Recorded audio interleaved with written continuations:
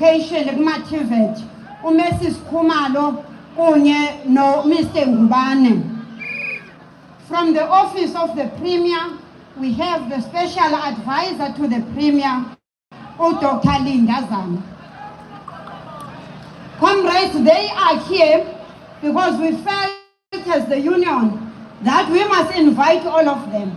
And since 2017, we are no longer presenting a memorandum only to the Department of Education because we believe that the provincial government must take the responsibility of the mess and challenges that we are observing in our schools.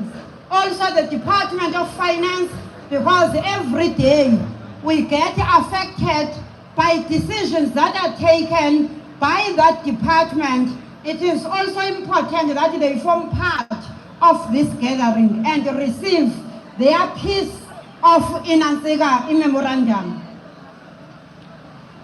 So, we as the South African Democratic Teachers Union members in the province of KwaZulu-Natal, representing over 63,000 members and expressing the positions and the will of over 260,000 members of SADC in the country, in the Republic of South Africa, supported by COSATU, supported by the African National Congress, supported by SANCO and the South African Communist Party, as they have given their messages of support.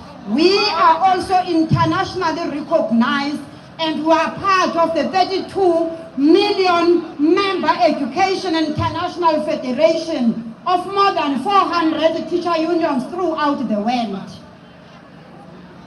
We are gathered here, comrades, carrying scars of all the education workers, some of whom have been brutally murdered in broad daylight while performing duties as education workers and teachers in schools in KwaZulu-Natal.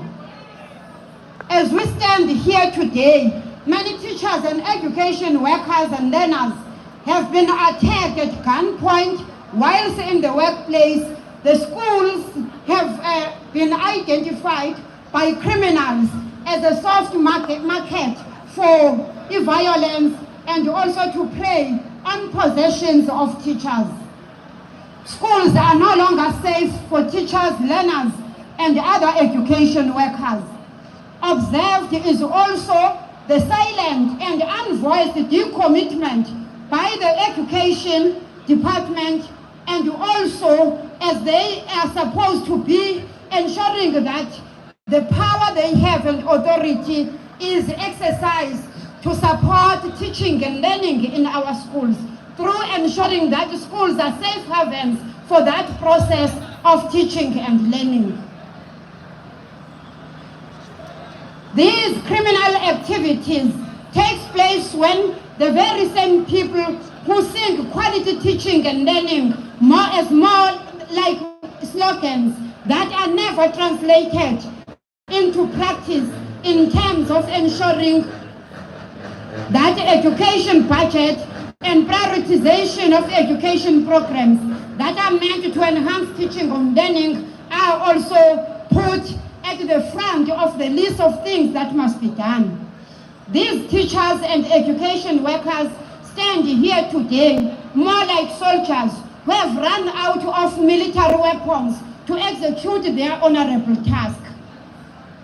The austerity measures currently implemented is destroying education against the dictates of the Constitution of our country, which declares education as a basic human right. Comrades, remember that on this day, 6 years ago, in 2017, October 13, we were here in this city hall presenting a memorandum of demands again to the Department of Education in the province, Finance and Premier. We're all standing here to present those memorandums to the very same departments, especially the Department of Education. The message is clear, is that things have gotten worse. It is clear to all of us that all these workers who are here today had no options